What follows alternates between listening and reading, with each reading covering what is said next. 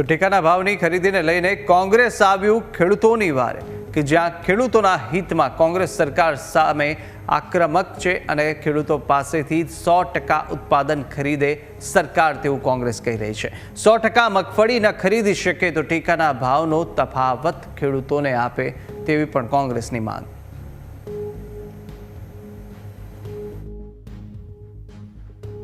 हमारा आगेवानों कार्यकरो आ लड़ाई में खेडूतोनी साथे संघर्ष करी रहा है। प्रदेश कांग्रेस समिति द्वारा नक्की करवामां आव्युं छे के आज मुख्यमंत्री ने अमे पत्र पण लख्यो छे के गुजरात में जे पण खेडूतो द्वारा मगफळीनुं उत्पादन थयुं छे सरकार द्वारा 100% उत्पादननी खरीदी करवामां आवे। कोई 300 मण के कोई ओछानुं कोई धोरण राखवाने बदले 100% उत्पादन की खरीदी करवामां आवे। साथे साथे जे टेकाना भाव छे एना करता अत्यारे बजार भाव खूब ओछो छे।